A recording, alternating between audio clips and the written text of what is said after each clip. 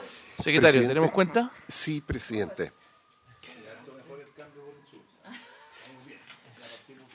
En primer lugar, como han observado, se ha recibido una comunicación del Comité del Partido Socialista comunicando el reemplazo para esta sesión. Yo no sé si es un cambio permanente. No, solo los martes. Solo los martes. Del senador señor José Miguel Insulza por la Nobel senadora doña Paulina Bodanovich.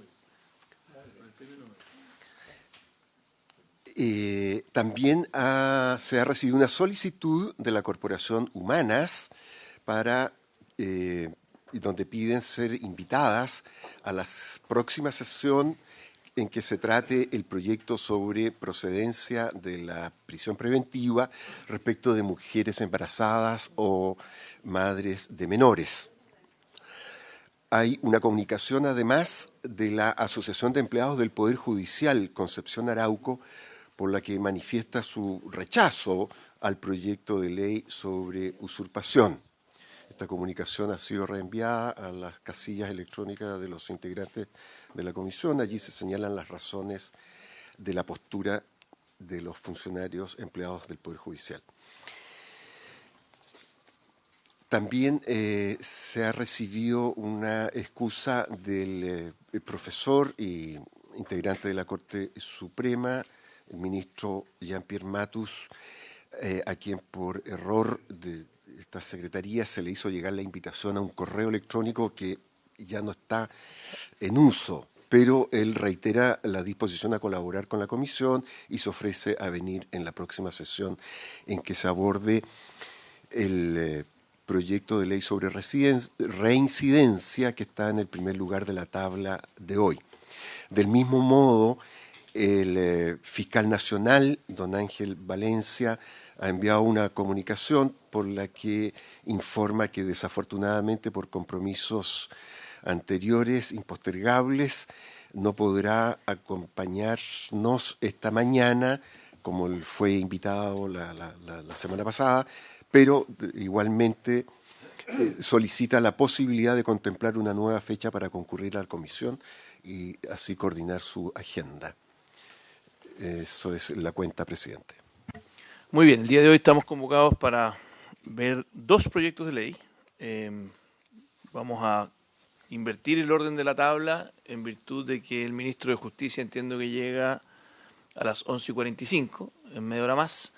Aquí también vamos a escuchar para el proyecto de ley que se suponía que era el primero. Entonces, dado que prefiero esperarlo, les propongo que invirtamos el orden de la tabla y le pediría al secretario si nos puede relatar cuál es el segundo proyecto de ley que teníamos visto, que lo vamos a poner en primer lugar, para que los mocionantes, que entiendo que hay acá alguno de ellos, y entiendo que uno de sus asesores nos pueda describir cuál es el contenido del mismo. Secretario, si usted puede hacer una breve introducción y después le damos la palabra al senador Osandón y a su asesor para que también lo pueda explicar. Antes de dar la palabra a usted, secretario, me acaba de pedir la palabra el senador Flores y le quiero dar la palabra a usted, senador Flores. Bueno, la había pedido después de la exposición del autor del proyecto que vamos a debatir, pero aprovecho de señalar, presidente, que hay un proyecto que es muy similar, pero que no está en esta comisión, que está en la Comisión de Obras Públicas, que es de la autoría de Rincón, Órdenes, Castro, Flores y Walker.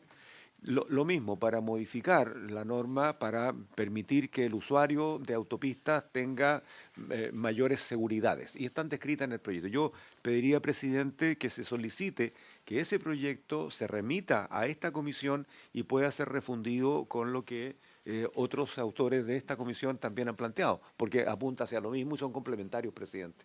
Me parece una excelente idea, colega Flores. Gracias, presidente. Les propongo que lo sumemos a las peticiones varias que tengo que hacer el día de hoy por la sesión que tuvimos ayer, que tenemos al menos dos peticiones que hacer, así que le pido ahí a mi asesor que me la anote como una tercera petición a la sala el día de hoy.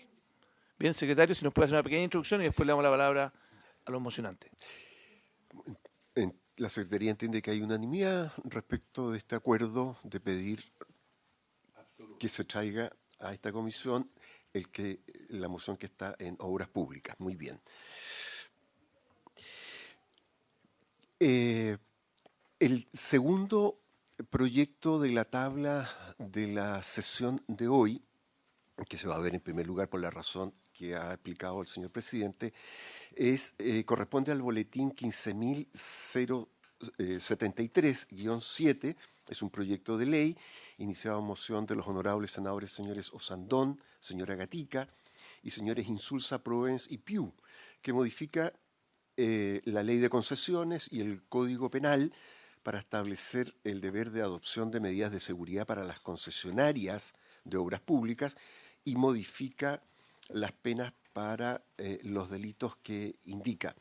En síntesis, este proyecto que se presentó en junio del año pasado y respecto del cual la Sala dispuso que fuera conocido por esta Comisión de Seguridad Pública, tiene como objeto generar la obligación de las concesionarias de obras públicas de mantención, conservación, mantenimiento, operación y explotación de carreteras y autopistas para que generen capacidades de detección de patentes alteradas, alertas por vehículos por encargo, detección de ilícitos y, en definitiva, interoperen, esa es la clave de este proyecto, con Carabineros de Chile para facilitar el cumplimiento de su función de seguridad.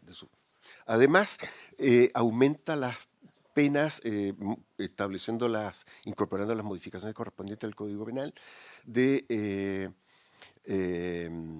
los delitos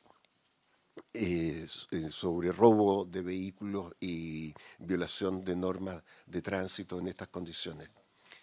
Presidente, eso es en síntesis. Muy bien, yo le pediría al asesor del senador Osandón que ojalá en su exposición tenga a su a bien tomar el comparado, que es bien breve, porque es un proyecto relativamente corto, y cuando nos vaya explicando, vaya explicando de alguna manera qué es lo que hace cada uno de los elementos del proyecto. De eso creo nos ayudaría todo, porque aquí también la senadora tiene el comparado en su mano, el senador también. Entonces creo que ayudaría mucho para tener una comprensiva entendimiento del proyecto y que usted vaya diciendo, miren, la página número 1, el primer articulado del proyecto de ley hace esto. En la página número 2, el segundo elemento hace esto otro. Creo que a todos nos ayudaría a poder compenetrarnos en un proyecto que es simple, que parece que ya encima tiene autores transversales, y yo creo que no va a ser un proyecto muy polémico, pero sería bueno al asesor que nos pueda ayudar de esa manera, si le parece.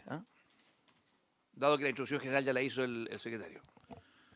Muchas gracias, señor presidente. Muy buenos días. En esta hojita no está el proyecto completo, así que efectivamente hay que el comparado. Básicamente, señor presidente, este proyecto intenta solucionar un problema del sistema STOP, del sistema táctico policial.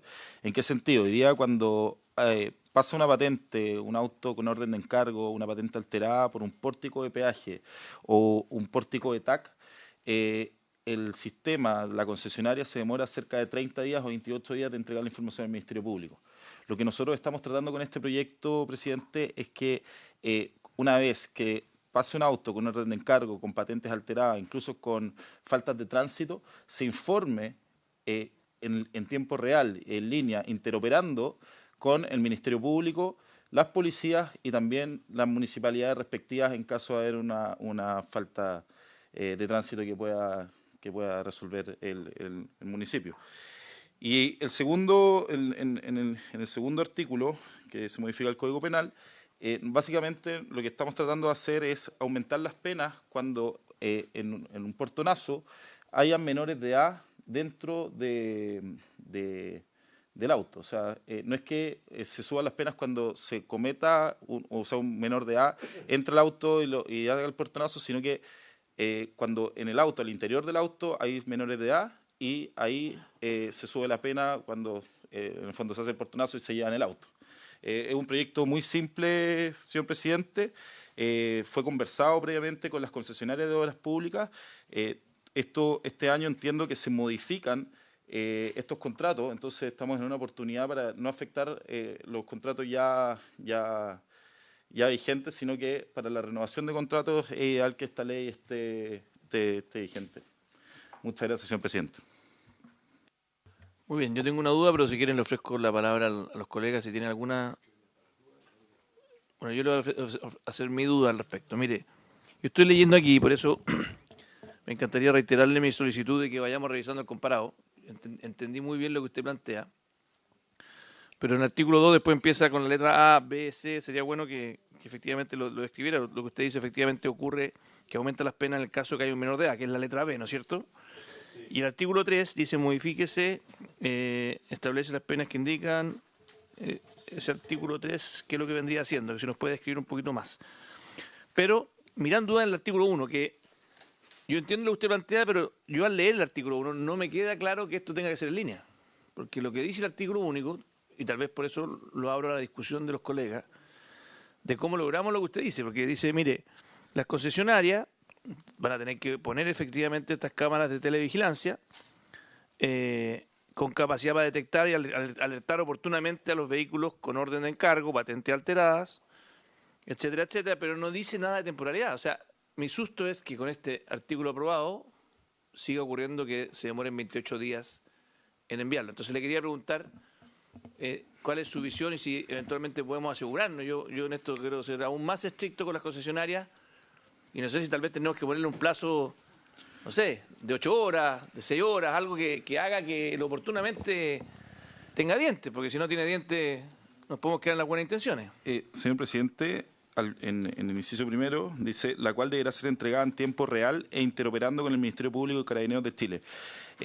Nosotros hemos, y la verdad es que ha salido, esto ha sido del senador Sandón y el senador Piu, han puesto un concepto clave que lo ratificamos en el Ministerio de Seguridad Pública, en el proyecto, que es la interoperabilidad. La interoperabilidad es más que un principio de coordinación, sino que es la entrega de información real y en línea. Es lo que nosotros tenemos que ocupar para la modernización real del Estado. Y ese verbo rector, interoperabilidad, es el verbo clave y además que se acompaña en tiempo real. Por lo tanto debería ser inmediato y ni siquiera en plazo de 24 horas ni 48 horas. La idea es que se entregue la señal y haya un sistema que ahí las policías se van a tener que poner de acuerdo cómo hacerlo, porque nosotros no podemos irrogar en gastos, a no ser que el Ejecutivo patrocine esta norma. Ellos van a tener que generar un sistema de Big Data que pueda trazar la información y en el fondo se prende la alerta, va a la base de datos y las policías ahí deberían actuar en acto. Me parece muy correcto y muy cierto lo que usted dice, así que me queda mi duda completamente resuelta. No sé si la senadora pidió la palabra.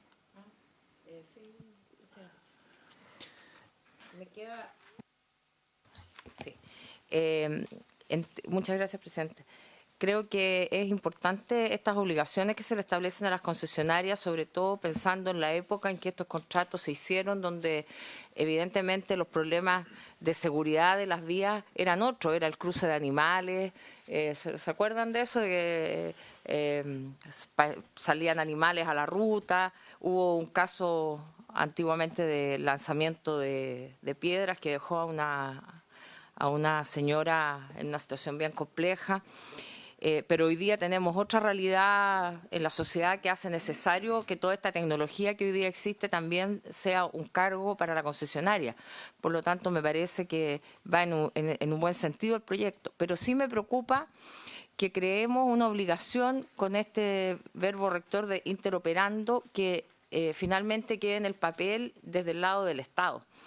Porque es evidente que aquí tiene que haber una coordinación con Carabineros, con el Ministerio Público, con el Registro Civil, con la plataforma de datos del Registro Civil. Por lo tanto, ahí me pongo el punto de si será necesario, como ha dicho el asesor, y solo tal vez lo planteo aquí al senador Osandón, que es emocionante, por su intermedio, presidente, porque que no creemos una obligación que después no va a resultar cumplida. Porque se puede instalar las cámaras y lo hemos visto, por ejemplo, en el lamentable asesinato del suboficial Palma. Con prontitud se hizo análisis de la información de las cámaras y se logró determinar el famoso auto azul, llegar a ellos y encontrar a los culpables. Pero la información está disponible. El problema es que no tenemos cómo hacer un seguimiento de esa información para lograr resultados. Y aquí hay una responsabilidad del Ministerio Público, hay responsabilidad de otras instituciones, que creo que es necesario también que haya algún compromiso, no solo financiero, sino también de ejecución de estas tareas por parte de estas instituciones. Yo siento que los medios muchas veces están a disposición y finalmente no se usan. Termino diciendo que estuve con el alcalde de Romeral, en la región del Maule la semana pasada. Romeral es una ciudad bastante pequeña que se caracteriza por el cultivo de la cereza, muy bonita, y que tiene 2 vías de ingreso. Y el alcalde me llevó a la central de cámaras de la comuna. Y tienen este sistema que identifican inmediatamente al ingreso, por uno de los ingresos, porque el otro todavía no tienen las cámaras instaladas. Todas las personas que ingresan les leen la patente inmediatamente y saben si es un auto que está con búsqueda y tienen la posibilidad de hacer este cruce. Por lo tanto, esto es posible de hacer en la medida que haya una voluntad política de parte de las autoridades y, por cierto, en este caso imponiendo la obligación de las concesionarias y particularmente a partir de la revisión o firma de nuevos contratos, como se ha dicho acá. Muchas gracias, presidente. Muchas gracias, senadora. Le doy la palabra al senador Sondón. Por su intermedio, contarle a la senadora que en todo el trabajo que hemos hecho en el futuro Ministerio de Seguridad, la palabra interagencialidad e interoperabilidad es parte de la esencia. Por lo tanto, esto va en línea porque nosotros creemos que el combate a la delincuencia, si no está y no vamos avanzando a trabajar en conjunto, por ejemplo, no sirve de nada que el alcalde de Romeral sepa que pasó un auto si no tiene a quién avisarle. Así de claro. Por lo tanto, esto primero sube los estándares para los nuevos contratos y bueno, el tema es tan grave como para empezar a subir los estándares. Me voy a hacer memoria atrás cuando partimos, que ese proyecto quedó por ahí en el camino, pero a lo mejor esto va a ser parte de eso, el famoso modernización del 133, ¿no es cierto?, que en el fondo al principio las compañías dijeron que no se podía georreferenciar y todas dijeron que no, y terminó que sí se podía y que era súper importante. Como por ejemplo, cuando una persona, de un niño que llamaba de un teléfono a una casa cuando había un asalto, sí se podía saber automáticamente dónde era la casa, el lugar, para que la policía llegara a ese lugar. Bueno, así que por eso está esto. Presidente, podríamos pedir, no sé, una semana, 2 semanas de indicaciones para esto, a ver si podemos llegar a algún acuerdo con el Ejecutivo, porque claro, si nosotros tenemos el impulso del Ejecutivo en algunas de estas cosas, va a ser más eficiente. Lo que sí es impresentable para un país que se dice moderno, es una ciudad como Santiago que está llena de carreteras, de que no tengamos ninguna capacidad de fiscalizar, ¿no es cierto?, esto, digamos. Y esto sería una tremenda herramienta para el combate al crimen organizado y a la delincuencia común. Gracias, presidente. Muchas gracias, senador Sondón. Me ha pedido la palabra el senador Flores. Gracias, presidente. En la misma línea de lo que solicité al inicio y que fue acordado por unanimidad. Cuando aprobamos en la Comisión de Transporte el proyecto de ley y después se aprobó en la sala que prohíbe la circulación de vehículos sin placa patente, tenía que ver con la presunción de que quien circulare en esas condiciones estaba no solamente cometiendo una falta, sino que eventualmente podría estar preparando la comisión de un delito. Los antecedentes así lo indicaban. Por esa misma razón, presidente, creo que para mejor resolver de una manera mucho más integral, creo que primero deberíamos refundir con la iniciativa que le acabo de plantear y luego hacer un plazo de indicaciones, porque si no vamos a estar haciendo doble trabajo. Pasa lo siguiente, presidente. El proyecto que tenemos complementario a este, eso, que tiene que ver con la instalación de un sistema que a través de las cámaras de televigilancia permita detectar vehículos que estén encargados por robo.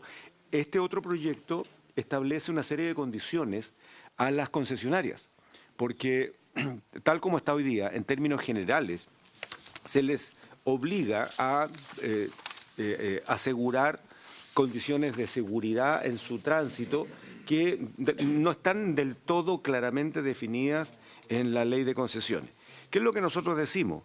Que el servicio de condiciones de concesiones debe cumplir con medidas de vigilancia, seguridad y asistencia necesaria para el resguardo de los usuarios. Y lo que hacemos posteriormente es identificar una serie de condiciones como, por ejemplo, el diseño. ¿Dónde ocurren los portonazos y los abordajes? Principalmente ocurren en las vías de salida de la autopista, no en la autopista propiamente tal. Ocurren en las vías de salida. Es un problema de diseño. Cuando el conductor queda atrapado en una sola vía de salida, con un auto que se le pone adelante, otro atrás y no tiene para dónde escapar. Bueno, ese es un problema de diseño de seguridad a la luz de lo que nos ocurre hoy día. Luego establece, por ejemplo, la obligación de 2 pólizas de seguro. Uno, contra daños de las personas que pudiesen sufrir el deterioro de su vehículo, el robo del vehículo o un atentado hacia su persona, y el otro, que cubra la responsabilidad civil. Estamos diciendo que el sistema de concesión debería cubrirse a través de pólizas de seguro que contrate la concesionaria en beneficio del usuario, tanto por la responsabilidad civil como por los daños que sufriere. Pero también alcanza respecto de la obligación de cumplir con el espíritu de la ley de concesiones y para las concesiones nuevas, que se reconsideren algunos diseños en términos de establecer seguridad. Las concesiones de hace 30 años no obligaban a hacer lo que hoy día deberían hacer, respecto de iluminación, de cámaras, de vehículos de circulación de vigilancia, de personal encargado de esto, porque por otro lado, y aquí, presidente, y con esto termino, hay una discusión respecto a las cámaras de seguridad. La mayoría de los municipios tienen, y la pregunta es, ¿y quién las mira? ¿Las mira un departamento de seguridad ciudadana que no tiene ninguna atribución? Que es una persona que mira una cámara y está allí y sabemos la dificultad que hay de estar mirando varias cámaras en simultánea. Lo que hace Senco, por ejemplo, en que ya esa dificultad fue expresada. No pueden tener carabineros destinados a estar mirando cámaras todo el día. Hoy día eso, presidente, se está haciendo con inteligencia artificial. Se hace con el logaritmo facial, que son las propias cámaras las que ubican el logaritmo de una persona o las condiciones de un vehículo y las siguen. El sistema los va buscando solo. Entonces, cuando estamos instalando nuevas concesiones, deberíamos ya estar pensando en una obligación que de verdad que tenga un sentido práctico. La instalación de cámaras no puede ser solamente para tranquilizar la conciencia o ser un disuasor por el hecho que alguien ve que hay una cámara y mejor se corre para la sombrita. No, tiene que ser algo que sirva para la persecución penal, pero también para la identificación del delito. Entonces, en concreto, presidente, yo pediría que para poder mejor avanzar, intentemos refundir estos proyectos. Entiendo que hay otro, porque recién le preguntaba a los asesores, hay otro que está dando vuelta que también es complementario, y lo discutamos en paquete, presidente, y sacamos un súper buen proyecto, mejor que las particularidades de cada uno de ellos. Mejor que este difícil, pero sí. Muy bien, yo les propongo lo siguiente, en virtud de la conversación que hemos tenido, yo creo que ha sido una buena inicio de la discusión y un tema que además creo que genera bastante acuerdo transversal. Propongo que pidamos hoy día en la sala, tal como acordamos, la fusión de estos proyectos, que sigamos viéndolos la próxima semana o la subsiguiente, no perdamos el tranco de verlo, y ahí lo votaríamos en general, ¿eh? Porque en el fondo no podemos votarlo en general si es que no están fusionados primero, porque lo contrario después se genera el desfase de que algunos van más adelante que otros y ahí la cosa se complica. Entonces les propongo que en el fondo vayamos concluyendo ahora esta primera discusión, esperemos la fusión de los proyectos, invitamos a algunas personas a escuchar el minuto una vez que estén fusionados y así podemos ir avanzando después en la votación en general y después en particular. Senadora Sondón. No, algo de bruto. Siempre es bueno tener algo de bruto, si no, lo cortés no quita lo valiente, estimado. Tiene cara de bruto. La pura cara. Depende de los temas que me toquen, así que Presidente. no me subestime. Sí, bien. Senadora Sondón. Para hacer algo práctico, presidente, mire, yo estoy de acuerdo en todo lo que usted planteó, pero podría pedirle a su asesor que haga organice un par de reuniones técnicas prelegislativas con nuestros asesores, con todos los miembros, para hacernos una propuesta, porque que venga cocinado de afuera más técnicamente. Y eso lo puede coordinar su asesor, como usted el presidente, con un par de reuniones para tener una propuesta con el gobierno y así se avanza mucho. ¿Ah? Y además al gobierno le va a interesar, así que el gobierno en esta materia ha sido siempre muy abierto a poder recibir este tipo de propuestas, así que le tomo la palabra y así lo haremos. Aquí está el asesor, así que queda mandatado. Senadora, le ha tocado harta pegar al pobre, así que, senadora. Terrible ser asesor.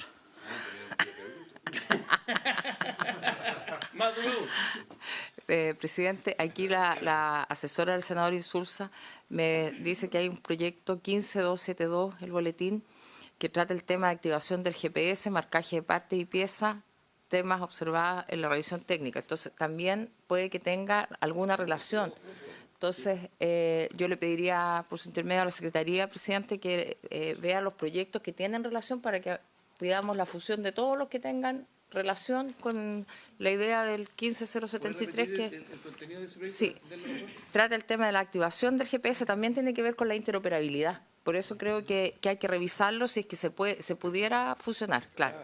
Ya. Muchas gracias.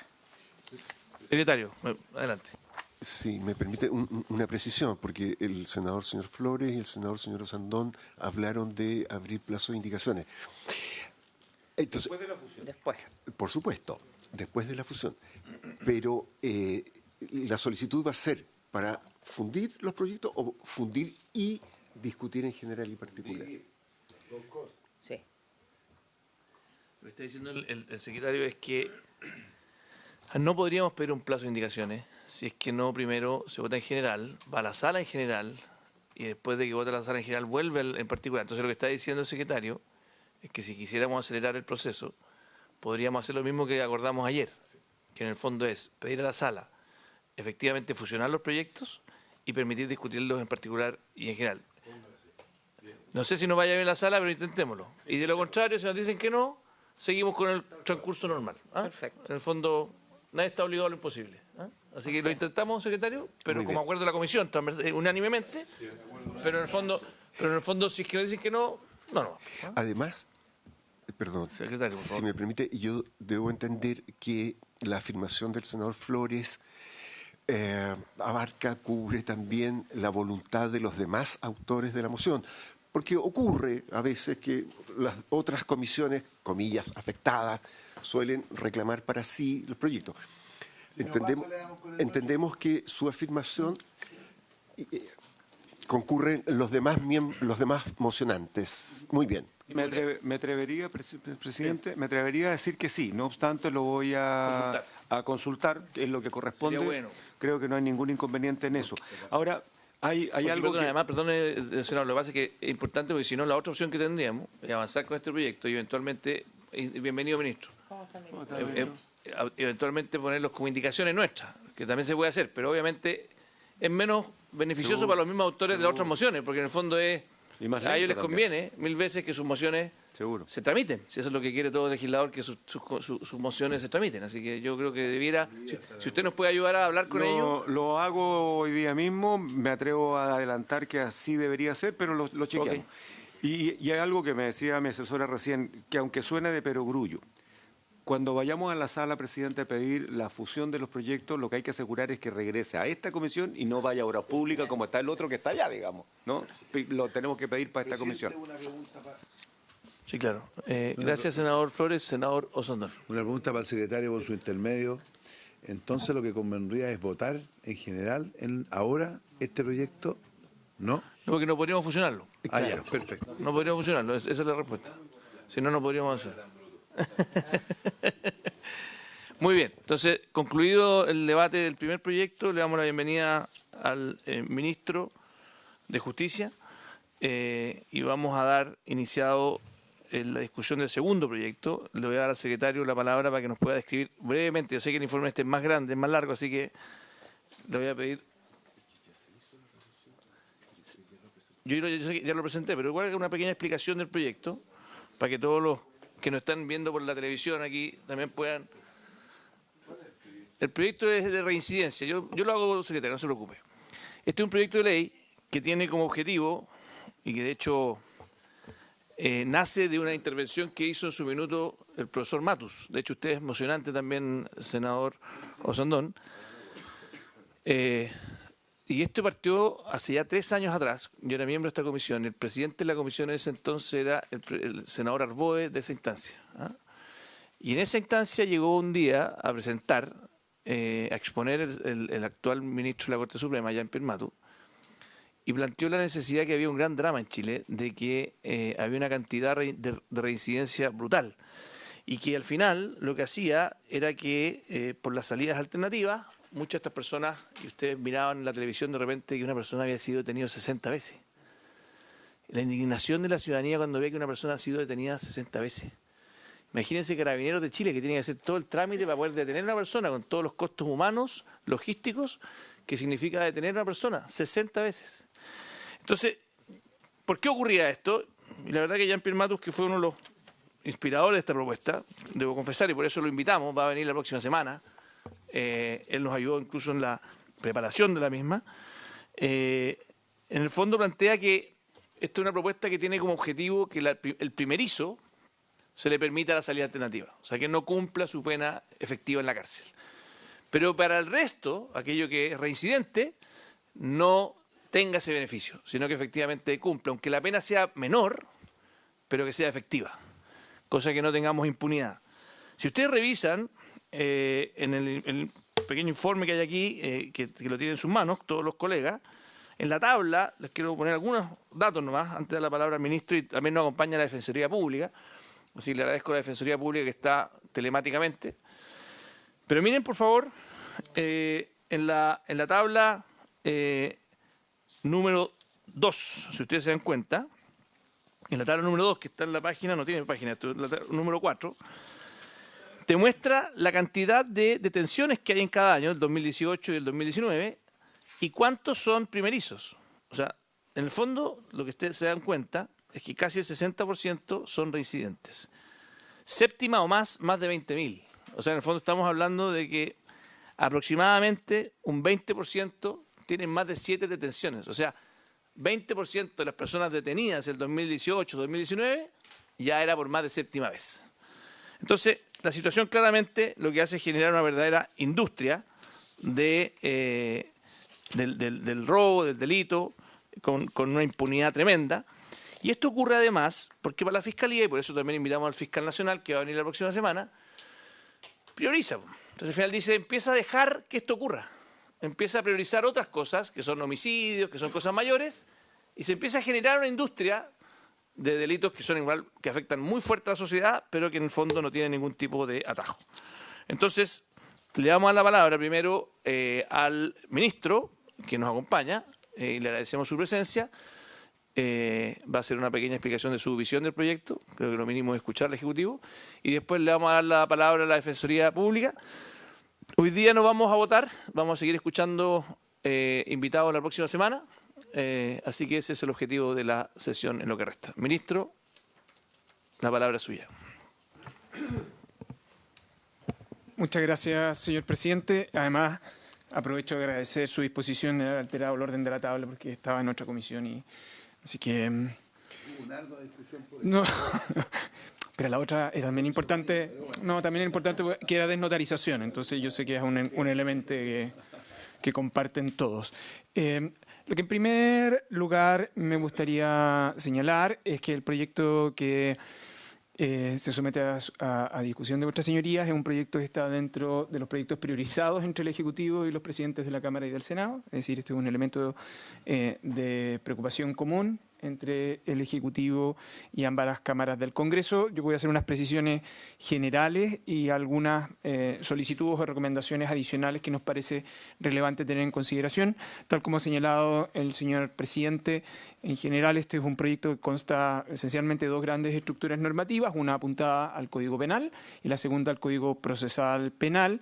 En la primera, vinculada a las cuestiones de determinación de la pena, pena mínima en el caso de algunos delitos, y en segundo lugar, aquellas que tienen que ver con cuestiones de gestión del procedimiento, particularmente la suspensión condicional, y lo que está vinculado al procedimiento abreviado. Voy a hacer, ustedes tienen el contenido de ello y por lo tanto yo me quiero simplemente detener en algunas de las cuestiones generales. El sistema institucional chileno en la actualidad, este Congreso ha venido realizando modificaciones progresivas en el sistema de pena. Esto es bien relevante. Esto a propósito forma también parte de las inquietudes del presidente de esta comisión, pero que es importante también en términos generales. Es decir, en la actualidad el Congreso en los últimos años ha venido rigidizando el sistema de pena en el sistema institucional chileno. Hay dos manifestaciones de eso recientemente. Uno es la aprobación del caso de delitos económicos, que tiene precisamente esa particularidad, que ya lo despachó este Senado y que se encuentra en tercer trámite en la Cámara de Diputados. Y es decir, un sistema que está destinado al cumplimiento de pena efectiva. Y en segundo lugar, la discusión que actualmente existen en comisiones unidas, tanto de la Comisión de Constitución de la Cámara como del Senado, actualmente en la Cámara, de modificación al Código Penal. Y en la modificación al Código Penal, la discusión que actualmente existe en relación a las materias vinculadas al régimen sobre determinación de la pena y efectivamente los impactos que éstas puedan tener en el régimen de el cumplimiento de penas alternativas. La observación principalmente del Ejecutivo está vinculada a evaluar los impactos, esencialmente. En algún sentido creo que las audiencias van a servir con esa utilidad y las propuestas que le quiere hacer el Ejecutivo al final de esta sesión en el mismo sentido. Primero, porque aquellas que están vinculadas a la aplicación del principio de oportunidad, sus restricciones, al igual que el régimen de suspensión condicional del procedimiento, tienen un impacto probable en la gestión del Ministerio Público. Es cierto, tal como señala y se realizó en la exposición, que el Ministerio Público define estrategias de persecución. Esas estrategias de persecución optimizan determinado tipo de salidas, pero lo que tiende a producir es que probablemente aquellos delitos que tienen menor connotación, pero mayor frecuencia, se genera este efecto de sensación de impunidad. El mecanismo que utiliza el proyecto es condicionar principio de oportunidad y suspensión condicional del procedimiento. En opinión del Ejecutivo, es conveniente evaluar los impactos que esto tiene, no para efectos de negarse de legislar sobre este punto, sino que fundamentalmente va para evaluar el impacto que tiene en la gestión colateral de los servicios de justicia. Me refiero, por un lado, a la carga que implica para el Ministerio Público. Yo supongo que a ese tema se referirá el fiscal nacional cuando comparezca en su oportunidad y, por lo tanto, los efectos que esto tiene. Yo solo quiero, para que ustedes tengan dimensión de magnitud, si uno toma los datos del año 2022, pero es más o menos lo que uno podría evaluar en los últimos años, desde el 2018 en adelante, estoy refiriendo a las estadísticas oficiales del Ministerio Público, ingresan más o menos 1.400.000 delitos, de los cuales solo tienen imputado conocido el 42%. ¿Sí? El 57% tiene, al ser imputado desconocido, lo que vamos a tener es que no hay solución jurisdiccional de ninguna naturaleza. ¿Sí? Y de los que tienen imputado conocido, el efecto que eso produce es que hay una gran discriminación en aquellos que tienen que ver con imputados que van a control de detención de aquellos que no lo van. Los que van a control de detención el 25%. Luego podemos ver los datos y se pueden seguir discutiendo en esta comisión más adelante. Pero del total, lo que nosotros tenemos son 129.000 tipos de condenas, donde hay distintos tipos de cierre, de los cuales solo el 42% está vinculado a una pena privativa de libertad, el 24% a beneficio de la Ley 18.216, y esto es lo relevante porque tiene otro impacto, el 32% a multas. Esto es importante porque el efecto que produce este proyecto, sobre todo para efecto del monitorio, del procedimiento monitorio, es que al suprimir la aplicación de multa, yo digo, es relevante evaluarlo porque tengo la sensación de que nadie está observando quién ejecuta las multas, quién cobra las multas, probablemente nadie lo está haciendo, y se está aplicando prescripción. El efecto de eso es que estamos en un sistema que no tiene visibilidad sobre el cumplimiento de esa sanción. Si eso es así, ese número de términos se van a trasladar a otro tipo de salida. Eso va a implicar una mayor gestión en el Ministerio Público y probablemente tenga un impacto en la Ley 18.216. El proyecto descansa sobre la idea de que los beneficios de la Ley 18.216 se mantengan, sin embargo, se restringen en algunas hipótesis, tal como señalaba el presidente, en el fondo, ¿no?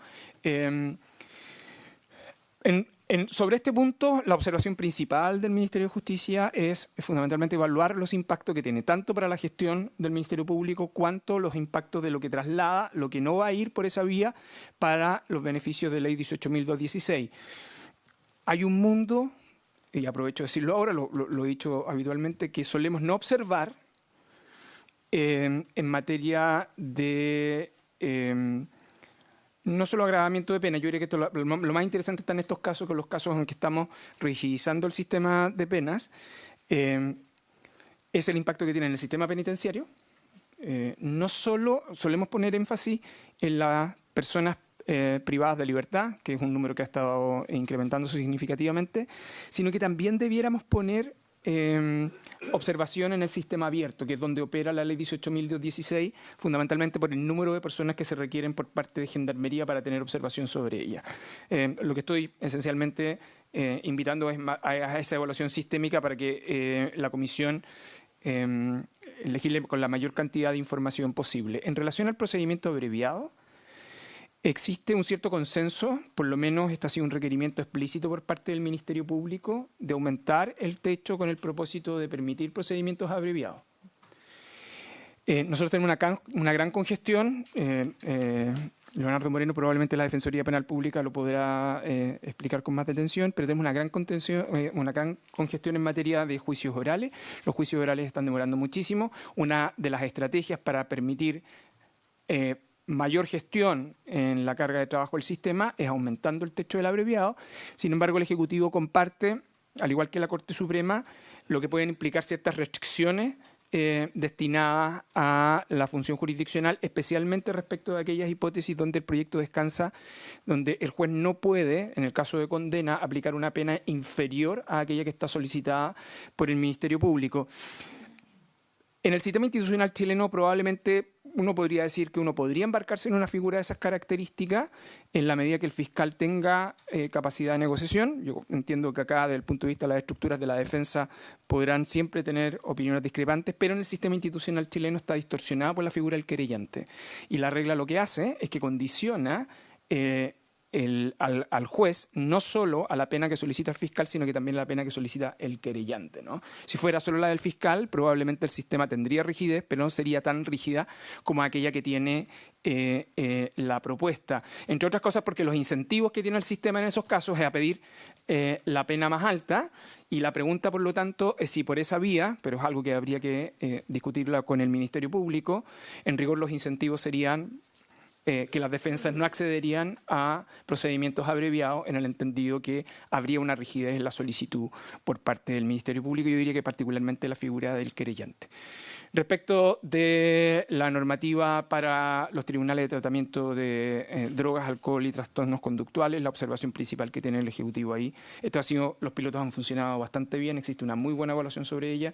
Lo único que diría, señor presidente, senadoras, estimados senadores, es hacer la evaluación del impacto financiero que tiene. El Ejecutivo evalúa positivamente estos tribunales y la forma en que han sido implementados. Hay suficiente evidencia de lo adecuado que ha sido el funcionamiento del sistema, pero la ampliación que tiene en la manera en que está planteada por parte del proyecto requiere una evaluación por parte del Ejecutivo desde el punto de vista de su impacto financiero, y que, por cierto, el Ejecutivo está dispuesto a considerar para tener esa información a ustedes. ¿Cuál es la opinión general entonces del Ejecutivo? El Ejecutivo considera que este es un proyecto que está en la línea de la que ha ido aplicando en el último tiempo. Alguien podrá estar en acuerdo o en desacuerdo, pero una línea sobre política criminal que ha venido utilizando el Congreso Nacional en torno al régimen de rigidización de penas. Es una discusión que fue explícita en el caso de delitos económicos y en el caso de otros proyectos de ley. Sin embargo, tiene impactos en otros ámbitos del funcionamiento del sistema de enjuiciamiento criminal. Algunas de ellas puede explicar en propiedad el Ministerio Público, otras la Defensoría, y en el caso nuestro también nos interesa el levantamiento de información desde el punto de vista de Gendarmería, para que ustedes puedan tener esencialmente el impacto que esto tiene, no solo en el sistema cerrado, yo diría que especialmente en el sistema abierto, ¿no? Y por lo mismo, el Ministerio de Justicia, quien está a cargo de la coordinación de la Comisión Coordinadora del Sistema de Justicia Penal, se ofrece, si vuestra señoría lo considera bien, en recopilar esa información unificada para que la Comisión disponga de ella, sin perjuicio que está la Defensoría Penal Pública, está el Ministerio Público. Nosotros creemos conveniente también quizá invitar al Poder Judicial, a la Corporación Administrativa del Poder Judicial, para los impactos que tiene en la gestión de funcionamiento de tribunales de garantía, que nosotros creemos donde está el impacto principal. Esos son nuestros comentarios en general, señor presidente, sin perjuicio que el Ejecutivo participará activamente en la discusión de este proyecto, además, sobre todo, proveyendo información para que las señorías puedan tomar la mejor decisión posible. Nada más, señor presidente. Muchas gracias, ministro. Ofrezco la palabra a los colegas para poder hacerle consultas al ministro. Yo voy a hacerle... yo al final, no se preocupe, senadora, para usted. Gracias, presidente. Ministro, muchas gracias por su exposición. Los saludo con mucho afecto. Bueno, este es un tema que creo que es bien fundamental, porque lo que ha pasado es que tenemos un sistema que se pensó en forma, valga la redundancia, sistémica, pero que se ha ido tratando de arreglar y parchar. Y por lo tanto, yo coincido en que esta idea es buena en el sentido de revisar y determinar con una sensación de impunidad que muchas veces rodea sobre todo los casos que son de conocimiento público y donde resulta realmente incomprensible para la sociedad que existan personas con un número elevado de detenciones que finalmente parecen impunes. Y me parece destacable lo que señala el Ejecutivo en el sentido de apoyar el proyecto en lo sustantivo, pero también poniendo los énfasis donde corresponden. Me parece que no podemos seguir obviando los incentivos mal puestos por parte del Ministerio Público. Cuando tenemos casos que finalmente terminan con salidas alternativas o con suspensiones condicionales, bueno, con cualquier tipo de salida alternativa, y que resultan bastante incomprensibles para no solo para la ciudadanía, para nosotros como abogados, para quienes hemos formado parte del sistema en alguna forma, de por qué no se llega finalmente a esto, porque efectivamente se pensó este sistema como un sistema que no llegara todo a los tribunales orales penales, que no hubiera juicios orales y para eso se pudiera descongestionar con otro tipo de salida. Pero finalmente lo que vemos es que los juicios orales están demorando 7, 8 años y eso es un escándalo.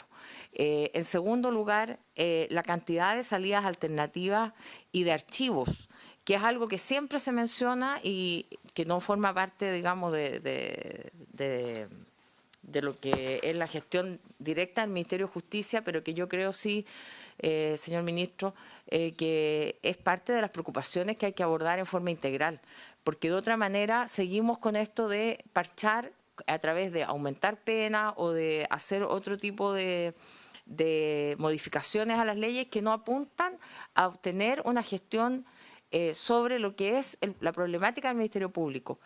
El año 2015 se le otorgaron recursos bastante importantes al Ministerio Público, que se habló de un Ministerio Público 2.0, donde se contrataron 577 funcionarios, hubo una inversión por parte del Estado de más de 40.000 millones de pesos, donde se prometió y se comprometió por parte del entonces fiscal nacional, Saba Chaguán, unidades de análisis de inteligencia, donde se iba a abordar el tema del imputado desconocido, y seguimos con tasas peores que las que teníamos hace 7 u 8 años.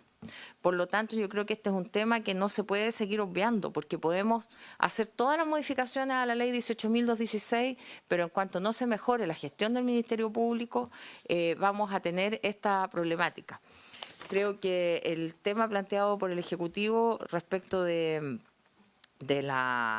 Gendarmería también hay que revisarlo y ver el impacto, porque si nosotros rigidizamos esto, evidentemente esto tiene un impacto en la política carcelaria y particularmente creo que hay que abordar el tema de la reinserción, porque podemos seguir teniendo más cárceles, más presos, pero esto no soluciona el problema tampoco de fondo. Por lo tanto, ministro, quiero hacerle 2 preguntas concretas acerca de esto. Uno, el tema de... Todos los gobiernos hablan de un código penal. Si hay intenciones por parte de suya como ministro de tramitar algún código penal donde se aborde esto en forma sistémica, que las penas avancemos a lo que debiera o se ha hecho como un consenso, creo yo, en el mundo jurídico al menos, que es tener penas efectivas, pero eso también tiene una complejidad, que las penas a veces las penas que están fijadas son menores, son más bajas. Y eso evidentemente tiene una complejidad política. Entonces, el consenso jurídico no necesariamente es un consenso político.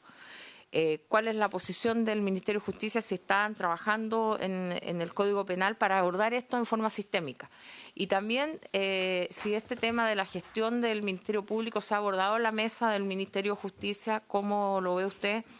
Y en particular respecto de los imputados desconocidos, porque hubo una intervención en el norte, en Alto Hospicio precisamente, donde había 18 casos con imputados desconocidos y después de la intervención de la PDI y de equipos en terreno se logró esclarecer y tener 14 imputados conocidos de los 18. Entonces, ahí claramente hay un tema de gestión y de incentivo para el Ministerio Público, cómo direcciona a las policías, si eso se ha podido abordar en la mesa que lleva y que preside usted desde el Ministerio de Justicia. Muchas gracias. Gracias, senadora. ¿Algún otro senador? Porque si no, senador Flores.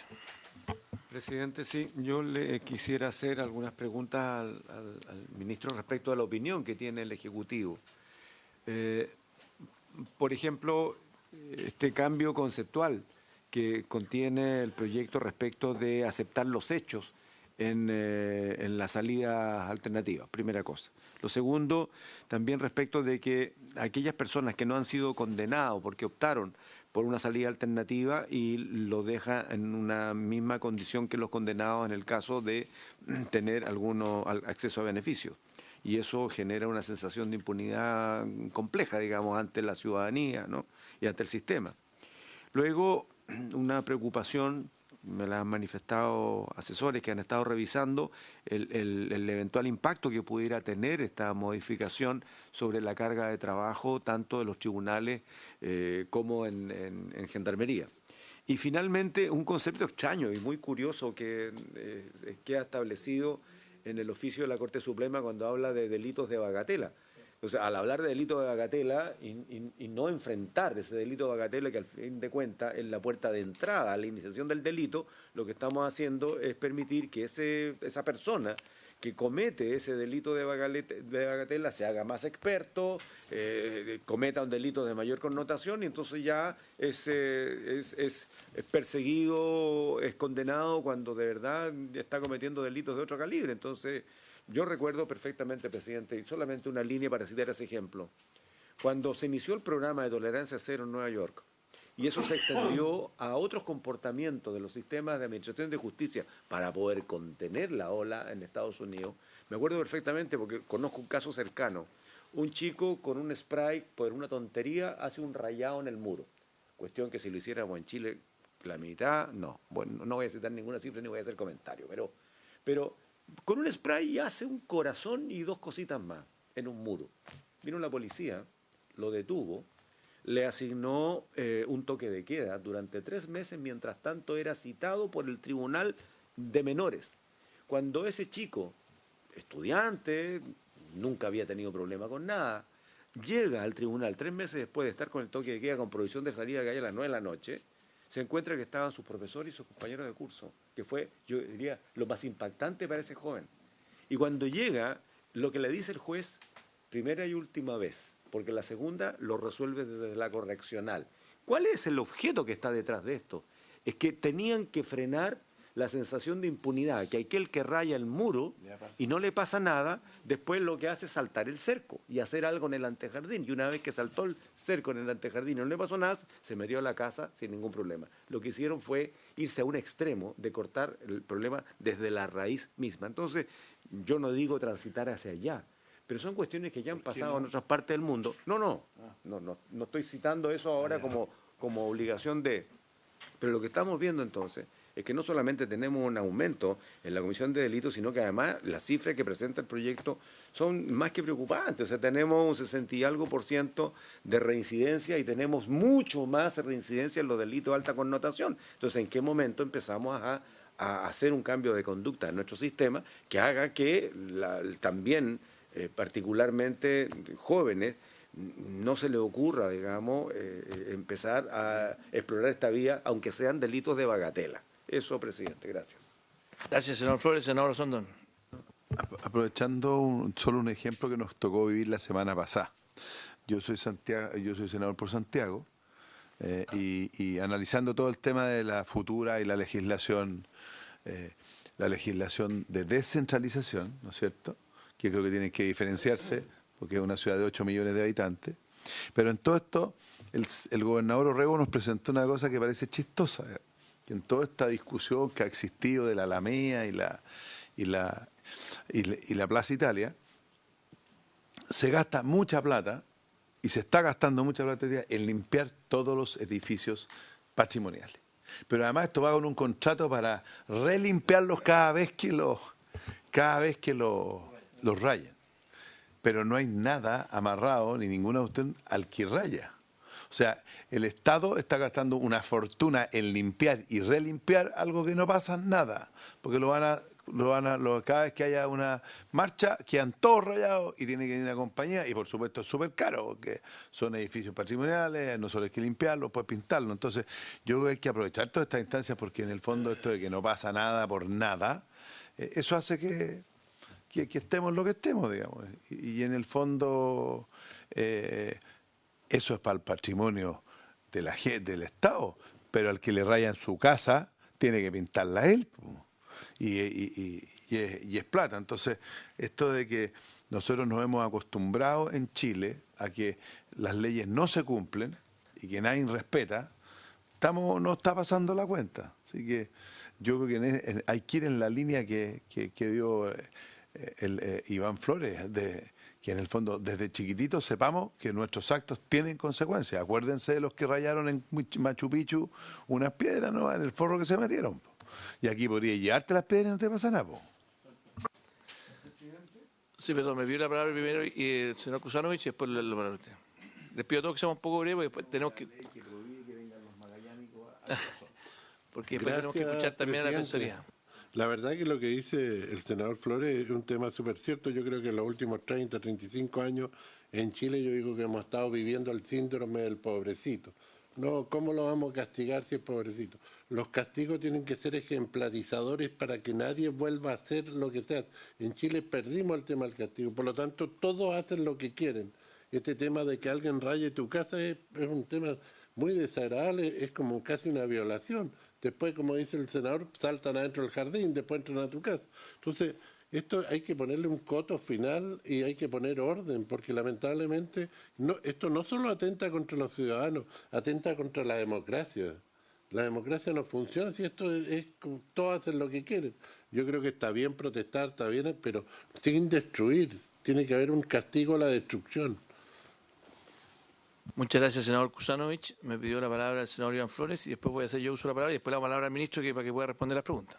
Gracias, presidente. Solo una manera de complemento. Alguien que está mirando la sesión me envía un adendum respecto de si se ha estimado cómo aumentaría la carga tanto a los tribunales como a Gendarmería. Y aquí pido que el ministro pueda corroborar. Me informan que el Ministerio Público, respecto del 2018, con un presupuesto de 177.000 millones, tiene más carga y 5.000 millones menos de presupuesto que respecto de esos 177 del 2018. O sea, el delito avanza y los presupuestos disminuyen. Probablemente no lo tenga aquí a mano eso, ministro, pero se lo encargo, porque de ser así tenemos un problema de estructura en donde le estamos pidiendo a las instituciones que hagan más pega, pero es complejo con menos recursos. Gracias, presidente. Gracias, senador. Le voy a hacer algunos comentarios y algunas preguntas también, ministro. Pero primero, datos que todavía no he compartido, que no están acá, pero una columna que publiqué hace poco con la senadora Rincón sobre este proyecto. El 2022 se detuvieron por robo 12.600 personas. Y de esas, el 84%, 10.600 eran residentes. O sea, 84%. Y de esos, el 57% tiene más de 10 detenciones. O sea, 6.000, repito los números, de los 12.000 que se detuvieron, 10.600 eran residentes. Y de los 12.000, 6.000 tenían más de 10 detenciones. Ese es el nivel de gravedad del cual estamos hablando. Entonces, A mí cuando se me dice como argumento, oye, hay que evaluar el impacto que va a tener en el Poder Judicial, en la Fiscalía, me van a perdonar, pero el problema que tenemos hoy día, y la razón por la cual también las elecciones que ocurrieron el domingo ocurrieron como ocurrieron, es porque no nos hemos hecho cargo de esta cuestión hace 10 años atrás. Entonces la ciudadanía lo que hizo el domingo, y por eso lo que dice el senador Kusanovich tiene razón, se indignó. Porque está hasta acá con los políticos que decimos, no, ¿sabes lo que pasa? Que va a tener un impacto muy fuerte en la gestión, entonces no hay recursos, y tenemos recursos para todas estas cosas, pero no para esto. Entonces, si hay que duplicarle el recurso al Ministerio Público para que haga la pega y para que termine con el circo del crimen organizado, donde hay personas que son condenadas 80 veces y no les pasa nada, hay que hacerlo. Y esto te lo dice alguien que además, me van a perdonar, pero cuando Jean-Pierre Matus plantea esto hace 3 años atrás, no era un extremista de derecha. O sea, no creo que podamos atribuirle esa acusación al ministro de la Corte Suprema, que además fue propuesto por el sector de centro-izquierda como ministro de la Corte Suprema. Entonces, yo primero decirles que creo que este es un proyecto que va al corazón de una de las crisis más fuertes que tenemos hoy día, sistemática, donde es común dedicarse a la delincuencia y que no te pase nada. Y alguien me va a decir, no, es que esto va a aumentar el número de personas en las cárceles. Bueno, habrá que aumentarlo. Si no hicimos la pega antes con la educación. Yo soy de los primeros que cree que hay que hacer una labor preventiva. Y por eso trabajo en una fundación que se llama Kiri, que trabajamos en La Pintana, trabajamos en San Fernando, trabajamos para las casas, donde llevamos deporte, llevamos música. Pero esta labor no la hicimos hace 20 años atrás. Entonces hoy día tenemos a personas que hicieron de su vida la profesión del delito. Entonces, y al final del día, cuando tú tienes este tipo de personas que se han dedicado sistemáticamente a hacer lo mismo, si no cortamos de raíz, con todos los costos de fricción que significan para el sistema, si eso yo creo que el ministro de Justicia tiene razón, esto va a generar, esta ley no es inocua, o sea, le va a generar un shock al Ministerio Público y al sistema de justicia grande, porque va a terminar con la puerta giratoria que tenemos, que realmente la gente la tiene indignada. Pero si ustedes me preguntan, hacemos un plebiscito mañana en todo Chile y votan los mismos que votaron el domingo, y le preguntan si están de acuerdo con una ley como esta, le aseguro que sacan 99% de aprobación. Pues eso es obvio. Y desgraciadamente aquí hay una visión también ideológica de algunos garantistas de que creen que no, la cárcel hay que evitarla como ese lugar, porque la cárcel es un mal lugar. Por supuesto que es un mal lugar, pero es mucho más mal lugar que esos ladrones estén en la calle. Entonces, hagamos una ley buena como esta, que los primerizos, como bien decía el senador Flores, cuando el primerizo lo agarraron con el rayado, no hay problema, pero esta es la última. Segunda vez, pena efectiva. Y esta ley hace 3 cosas, súper simples. Como les decía hace un rato, lo primero que hace es que permite las salidas alternativas para los primerizos. Lo segundo que hace es que pone como cárcel efectiva 1 año. Parecido a la ley Emilia. Cosa que no tengamos esta cosa hoy día de penas de mentiras. Hoy día nuestro Código Procesal Penal, a cualquier persona que es condenada por menos de 5 años de un día, en la práctica no pasa un día en la cárcel. O sea, tenemos una pena que dice 3 años y es 0. Súmale a eso lo que acaba de decir el ministro, y que hoy día las multas son una gran mentira. O sea, las multas no existen en Chile. Entonces tenemos una ley que dice que hay que pagar multas y otra gran mentira del sistema. O sea, ¿cómo la ciudadanía nos va a indignar si tenemos un sistema montado en base a mentiras? Porque ni las penas se cumplen y las multas no se cobran.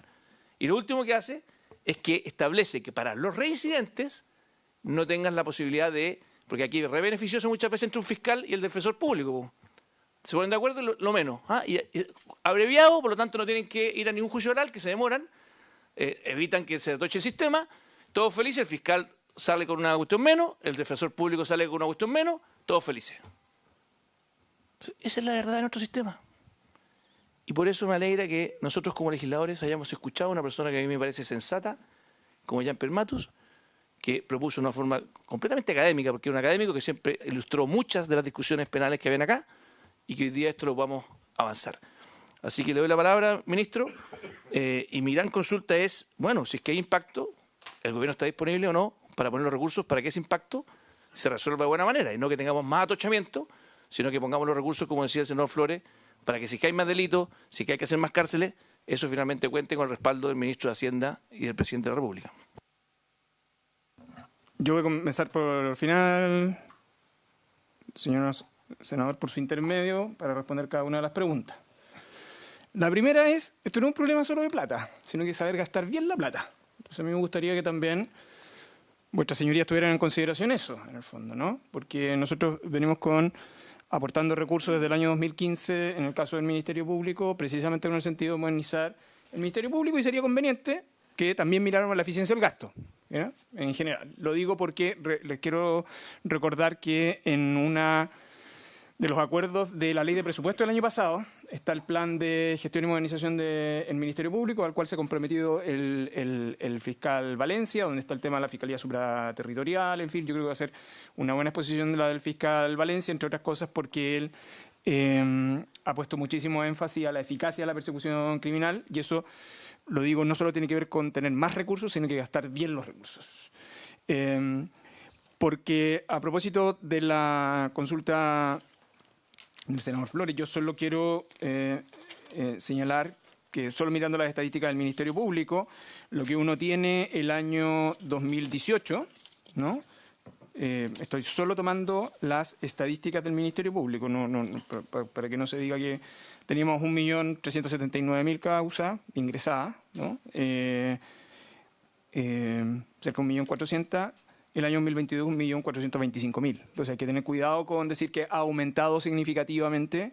Lo que probablemente ha aumentado es el número de ingresos por fiscal, pero tenemos efectivamente un tema de sobrecarga de fiscales. ¿Y por qué pongo tanto énfasis esto? Porque una de las cosas que el Ministerio de Justicia ha señalado es que para que las leyes que aprueba el Congreso tengan eficacia concreta y no sea simplemente estado de papel, es que nosotros podamos mirar entonces los desempeños que están vinculados a ello. Entonces, respondo... sí, pero para eso hay que tener evaluación de cada una de ellas y por lo tanto hay que hacer escrutinio de los datos, de los tipos de salida, de los incentivos de meta de desempeño que tienen asociados en algunas ocasiones, cómo se alinean esos incentivos de términos que tienen fiscales con jueces.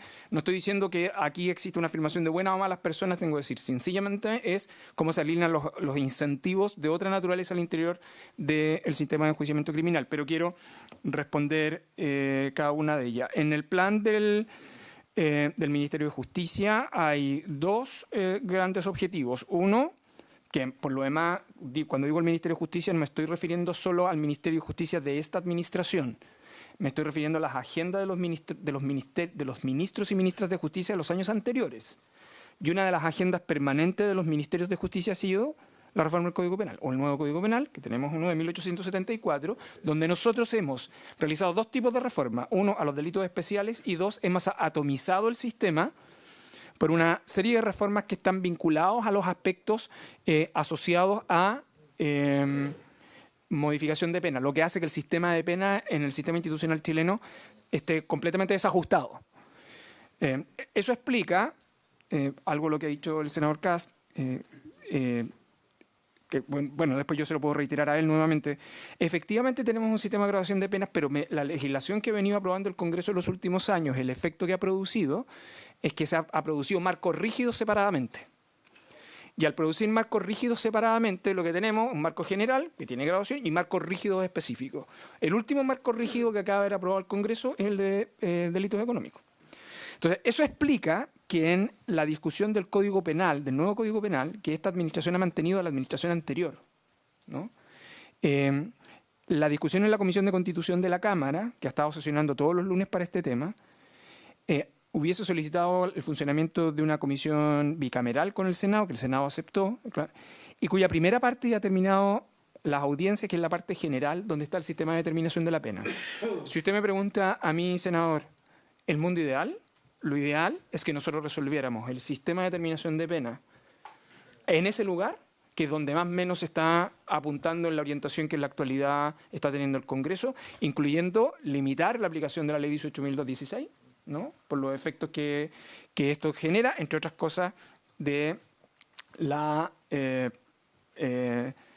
percepción de que no hay cumplimiento de pena efectiva, ¿no? Que es algo que se ha querido señalar para el caso de delitos económicos en específico.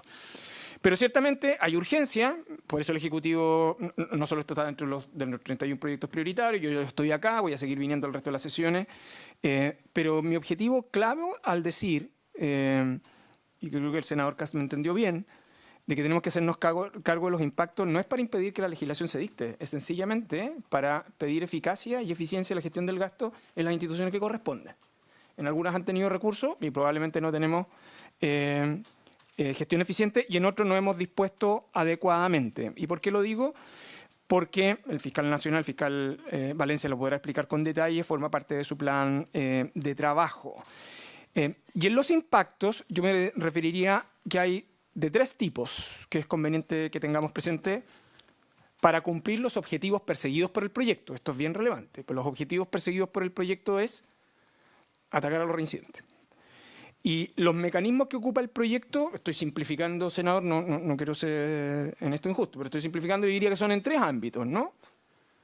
Se acaba la multa y por lo tanto eso significa que se acaba el monitorio y esa cantidad de casos se van a ir a el procedimiento simplificado, ¿no? Entonces va a trasladar una carga que está ahí, lo que implica un modelo de gestión al interior del Ministerio Público que es distinto.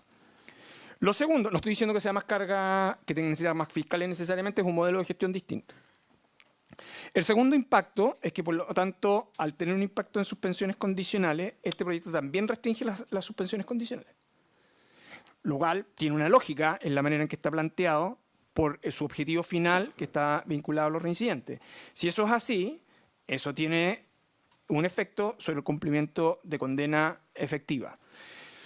Y ahí hay 2 aspectos que son claves. El primero, que está asociado a aquellas personas que pueden acceder a los beneficios de la ley 18.216 y el impacto que eso tiene, para que ustedes se hagan un impacto de dimensiones.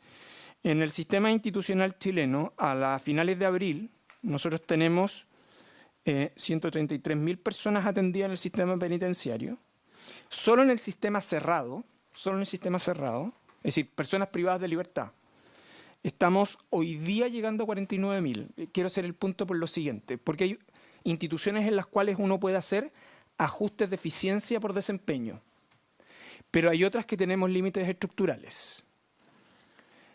Senadoras, senadores, para que ustedes tengan toda la información, el sistema institucional chileno tiene en el sistema cerrado plazas disponibles de hasta 42.000 plazas, que es el mismo número de plazas que el sistema institucional chileno tiene desde 2012. En Chile no ha crecido la disponibilidad en el sistema cerrado desde el año 2012. ¿Por qué? 2 motivos. Se ralentizaron los proyectos de inversión en infraestructura, se dejaron de hacer y proyectar hacia adelante.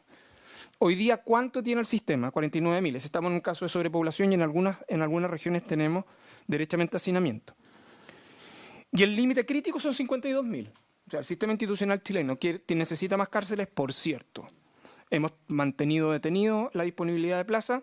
En otra ocasión, si quiere, yo les cuento el detalle de lo que se está haciendo para poder abordar esa contingencia, porque esa contingencia es urgente de abordar. Ahora, ¿por qué un sistema de estas características complejo? Porque cuando usted tiene sobrepoblación, el problema central que tiene es que no puede segmentar. O sea, no tiene cómo separar, es muy poco probable. Lo segundo, hay alto contagio criminógeno. Y sencillamente la posibilidad de reinserción en el sistema es imposible, ¿no? Usted va a cumplir personas que no van a acceder a reinserción. Y en el subsistema abierto, donde está la ley 18.216, por personas atendidas por la ley 18.216, que implica un monitoreo por parte de Gendarmería, son 65.518. Mi única observación es que cuando uno tiene leyes de este tipo, de las cuales yo creo que hay un propósito de política pública que hay que atender, como lo ha señalado el senador, el efecto sistémico. En algunos casos lo que uno puede hacer es optimizar los recursos en las instituciones. Estoy hablando de Ministerio Público, tribunales. En otras tenemos algunos límites estructurales que es necesario que también tengamos en consideración para establecer el plan de inversiones, esencialmente. No va para este proyecto, sino que establecer el plan de inversiones.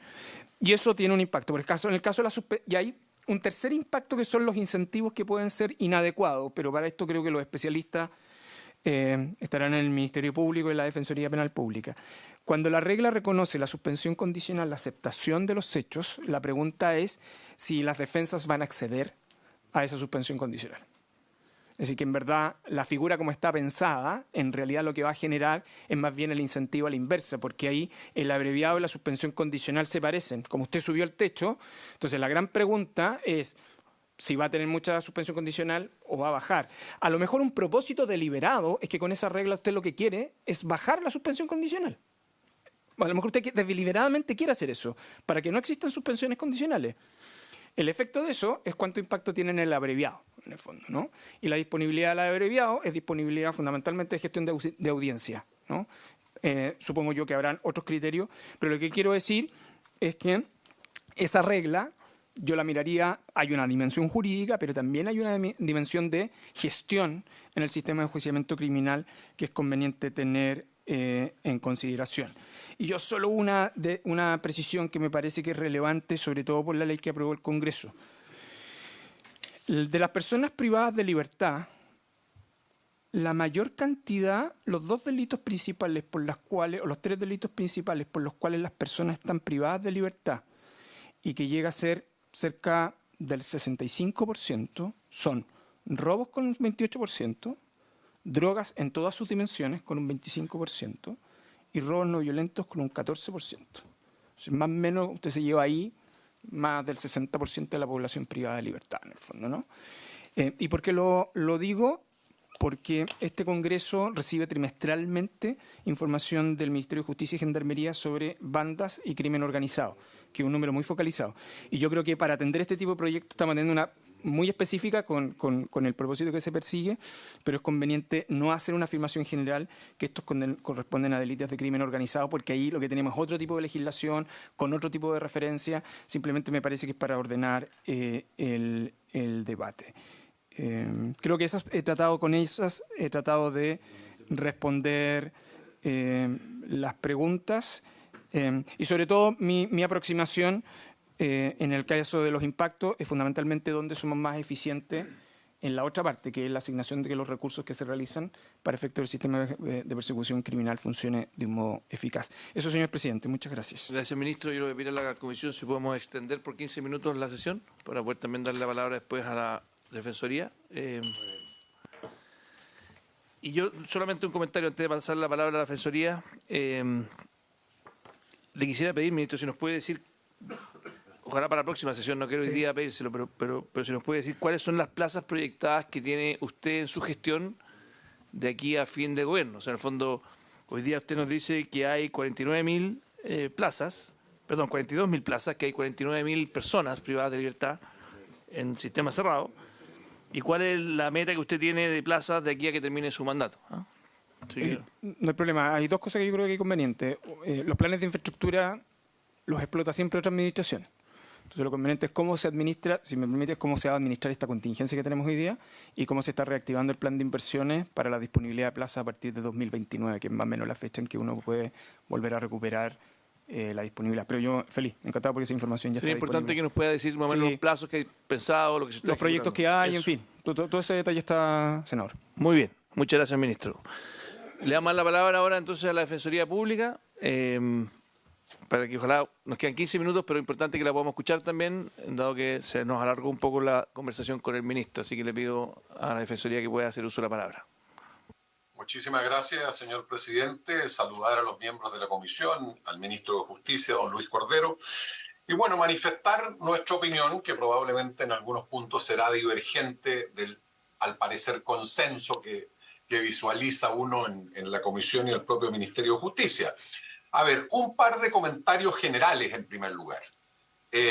A mí nos parece que el planteamiento de este proyecto, que señala en su motivación que no altera la lógica o el diseño original del sistema de persecución penal que está plasmado en el Código Procesal Penal, sí lo altera. Y sí lo altera, en primer lugar, de una manera significativa, porque se introducen modificaciones importantes a propósito de lo que se llaman las facultades de desestimación de causas por parte del Ministerio Público, que estarían representadas básicamente en la aplicación del principio de oportunidad, y en segundo lugar, en la gestión eficiente de los recursos de ese Ministerio Público conforme a sus políticas de persecución penal, que se manifiesta en la posibilidad de plantear y acordar fundamentalmente suspensiones condicionales del procedimiento, ¿no? Y por lo tanto, sí hay una modificación sustantiva de la lógica del sistema, que permítanme decirlo,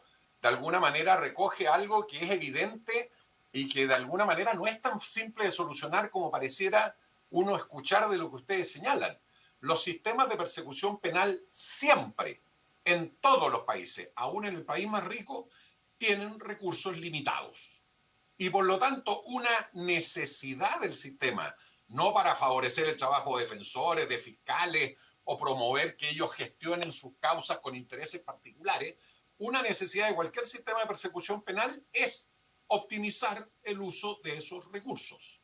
Y eso significa, en toda la legislación comparada, ampliar los espacios por los cuales el Ministerio Público, en primer lugar, debe seleccionar qué debe perseguirse, y por eso el principio de oportunidad no está ni siquiera durante una etapa de investigación, está desde el momento en que recoge una denuncia, tiene que hacer un análisis, y por eso la Corte Suprema usa el término bagatela, ¿verdad? En el sentido de si aquella imputación que se va a perseguir tiene la relevancia jurídica que amerite que el sistema de persecución penal estatal se movilice. Y en segundo lugar, dentro ahora del procedimiento propiamente tal, el visualizar que no hay sistema en el mundo que permita absorber en juicios orales todas aquellas causas que se judicializan. Y por lo tanto tienen que haber mecanismos que permitan descongestionar el sistema y dejar el juicio oral para las causas más relevantes y complejas probatoriamente. Y eso significa básicamente promover o procedimientos especiales, procedimientos simplificados, o modalidades del procedimiento ordinario, procedimiento abreviado, o la posibilidad de que el Ministerio Público, ¿cierto?, promueva suspensiones condicionales del procedimiento. Y por lo tanto, esta es una primera observación general. En segundo lugar, claramente, como ha manifestado el propio ministro, ¿verdad?, esto va a tener un impacto que habrá que medir en la carga operativa del sistema. Es decir, estamos probablemente generando dos impactos o tres impactos que son evidentes. Uno, se van a judicializar más cargas de trabajo porque se va a restringir la aplicación de una facultad de desestimación de causa como es el principio de oportunidad. Segundo, probablemente va a impactar en ese número de causas ya incrementado judicialmente el número de juicios que se van a realizar porque podría considerarse que van a generarse desincentivos a la aplicación de suspensiones condicionales y particularmente, creo yo, a la aplicación de procedimientos abreviados. Y eso, permítanme decirle también que no impacta solo al Ministerio Público, ¿no? Impacta a la necesidad de jueces, también a la necesidad de defensores, ¿verdad?, que tendrán que asumir, pues la defensa pública en este país asume más o menos el 95% de las causas que se originan en el sistema, y por lo tanto, esa consideración de carga de trabajo que incrementa el sistema también, ¿cierto?, pese a que normalmente estamos privilegiando el actuar del Ministerio Público, tiene que reconocer el que se pueda garantizar el derecho a defensa efectiva, que es el que provee la defensa pública. Sin duda afectará también a los tribunales, pero afecta además a todos los organismos relacionados con el sistema de persecución penal, como se decía por el propio ministro de Justicia, ¿cierto? El régimen carcelario, abierto o cerrado, ¿no? ¿Verdad? No solo las personas que van a quedar privadas de libertad, sino que aquellas que van a cumplir sus sanciones en libertad. En tercer lugar, como observación muy general, no vamos a decir mucho de esto porque la verdad es que la citación nos llegó con pocos días, así que no pudimos trabajar tanto el tema de las modificaciones al Código Penal, pero uno podría decir que todas las modificaciones legales que han incidido en el tema de la reincidencia, el impacto real que han tenido es generar más pesos preventivos. Es decir, han servido para incrementar el número de presos preventivos, es decir, de aplicación de prisión preventiva, pero no hay ninguna evidencia estadística que demuestre que han mejorado la persecución penal o que han disminuido el número de delitos. Yo creo que este es un tema que siempre se olvida, ¿verdad? Siempre nos estamos focalizando en el trabajo del hecho ya cometido, ¿no? Y nos olvidamos del trabajo necesario en la prevención, no visualizable, probablemente de largo plazo, y que por lo tanto no es un incentivo muy relevante ni para gobiernos ni para parlamento, y obviamente tampoco nos preocupamos del tema de reinserción, y me voy a referir a un par de cosas respecto de eso. El otro comentario general a propósito de lo penal es que no hay una crítica sustantiva en la doctrina, al menos, respecto de las penas que puedan ser de baja entidad, porque se asocia una pena de baja entidad a la obtención de un beneficio. El problema no está allí. El problema está en cómo se supervisa, se controla y se trabaja la reinserción de aquel que ha sido condenado a una pena no privativa de libertad. Y ahí tenemos permítanme decirlo, un hoyo negro gigante en nuestro Estado que no se hace cargo de ninguna de estas circunstancias. No se hace cargo relevantemente de la reinserción y el cumplimiento de las penas en régimen abierto. No se hace cargo, y probablemente este es uno de los temas de por qué ustedes están planteando el modificar la suspensión condicional, no hay un cumplimiento relevante de las suspensiones condicionales que se acuerdan en el sistema. Es decir, generamos una suspensión condicional, se generan condiciones, plazos, y la verdad es que no hay una operatividad relevante respecto de controlar que efectivamente se cumplan. Y en tercer lugar, lo mismo ocurre, y probablemente en muchos de los debates que ustedes han tenido esta misma visión, respecto de todo el régimen de medidas cautelares diverso a la prisión preventiva, ¿no? Que también nos encontramos que si no aplicamos prisión preventiva y aplicamos medidas del artículo 155 del Código, tampoco tiene la debida supervisión. Pero la pregunta entonces que hay que hacerse es si estos problemas se solucionan limitando la procedencia de la suspensión condicional, limitando la procedencia del principio de oportunidad o en otras reformas, limitando la procedencia de otras medidas cautelares y tratando de que se aplique la prisión preventiva. El problema es qué estamos haciendo para que aquellas soluciones que se adoptan dentro del sistema efectivamente se cumplan, ¿no? Y sobre eso uno ve, permítanme decirlo, pocos proyectos o pocas iniciativas al respecto. Ahora, respecto a observaciones específicas, respecto al principio de oportunidad, yo diría que hay un error conceptual que es importante abordar. Se hace alusión en las motivaciones del proyecto a que esto tiene por finalidad, ¿verdad?, trabajar o perseguir de mejor manera la reincidencia, pero se abordan temáticas donde se pone al reincidente efectivamente, que aclaremos el punto, es aquel ciudadano que ha sido condenado previamente con otras situaciones que no tienen que ver con la reincidencia. Por ejemplo, que respecto a una persona se haya aplicado el principio de oportunidad, no tiene que ver con reincidencia.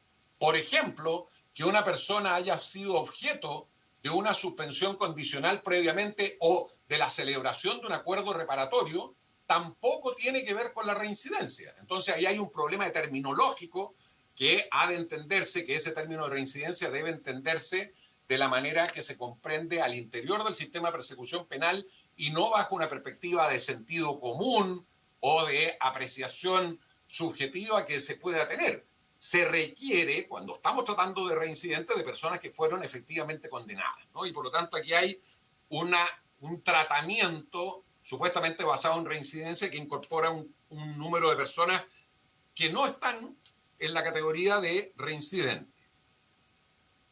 En el caso del principio de oportunidad, además, se va a producir un problema que, si ese es el objetivo del proyecto, la verdad es que este comentario, ¿cierto?, desaparece o no tiene relevancia, pero se va a producir un problema en la focalización de las políticas de persecución penal del Ministerio Público. Porque si es efectivo que los recursos son siempre limitados, entonces una exigencia de un Estado de Derecho hacia la agencia encargada de la persecución penal es que focalice su esfuerzo en la persecución de delitos de mayor gravedad, de mayor connotación, y por lo tanto, de nuevo, el problema entonces es el principio de oportunidad o es cómo genera el Ministerio Público su política de persecución penal de manera tal de que sea compatible con la política criminal del Estado, ¿no? Y ese es un tema que tampoco se aborda, ¿no? Es decir, cómo participa la comunidad o el mundo político en la definición que tenga que hacer ese Ministerio Público de sus políticas de persecución en particular, porque al final del día no es que a un fiscal de una causa en particular se le ocurre aplicar o no estos criterios, están reglados por el propio Ministerio Público. Disculpe, don Leonardo, le quedan 2 minutos, ¿ah? Muy bien, permítame. En segundo lugar, a mí me parece que tampoco es razonable que se pongan en un mismo plano la suspensión condicional del procedimiento y los acuerdos reparatorios. Los acuerdos reparatorios suponen reconocer por parte del Estado que el interés prevalente es el de los directamente implicados, el imputado y la víctima. En cambio, la suspensión condicional sí supone una decisión de política de persecución por parte del Ministerio Público. Y respecto a los abreviados, yo diría que básicamente el problema es que hay que tener en cuenta que el abreviado es una situación de excepción. La regla general de un ciudadano es la posibilidad de acceder a un juicio oral. Allí están los derechos y garantías del debido proceso. El procedimiento abreviado no tiene esas garantías. Y por lo tanto, la posibilidad de que se considere eventualmente una afectación indebida de la posibilidad de un ciudadano de acceder a ese procedimiento abreviado va a ser un tema. Segundo, me parece, como dice la Corte Suprema, que se restringe sin que exista una explicación de los motivos, las razones por las cuales se puede absolver, y en segundo lugar, las razones de por qué el tribunal, ¿cierto?, tiene que considerar ciertas y exclusivas causales para decretar una absolución. Y por último, y con esto cierro, señor presidente, le agradezco la paciencia, hay que tener cuidado particularmente con la regla que permite la suspensión condicional, que la aceptación de la suspensión condicional, si ella se infringe, esa voluntad o esa manifestación de aceptación o de reconocimiento de los hechos se puede usar con posterioridad, porque eso rompe dos reglas del juicio. La del artículo 335, que establece expresamente que todas las negociaciones previas no pueden ser utilizadas, esa información, en un juicio posterior, porque usted comprenderá que si no nadie va a estar dispuesto a negociar, porque si yo estoy dispuesto a negociar y resulta que aun cuando fracase o se acepte la negociación, luego la información obtenida en esa negociación puede ser utilizada con posterioridad, entonces es un desincentivo para negociar, ¿no? Claramente. Y la regla de que los registros previos a una investigación no son prueba para el tribunal, ¿no? La convicción del tribunal se forma en un juicio con la prueba que ante él se produce. Y por lo tanto, esta declaración previa de aceptación no es una prueba que pueda introducirse o que vaya a formar convicción en el tribunal. Muchísimas gracias. Me comprometo a hacerles llegar de aquí al término de esta semana una minuta que explicite, ¿cierto?, con mayor detalle los planteamientos que la Defensoría formula frente a este proyecto. Muchas gracias. Muy bien, le agradezco, don Rafael, y más allá de que estamos corto de tiempo, sería muy útil que usted nos pudiera mandar por escrito justamente lo que acaba de exponer, ¿eh? Yo solamente un comentario final, dado que voy a concluir la sesión, pero que el hecho de que efectivamente la reincidencia entendida formalmente sea por condena, lo que busca este proyecto de ley es justamente solucionar ese problema, de que hoy día tenemos muchos casos donde no se condena y por lo tanto el sistema no los considera reincidencia, a pesar de que el sentido común, la ciudadanía y todos sabemos que sí son reincidentes. Así que eso justamente, y me alegra que así sea, lo que estamos tratando de enfrentar. Habiéndose cumplido el objeto de la sesión, esta se levanta.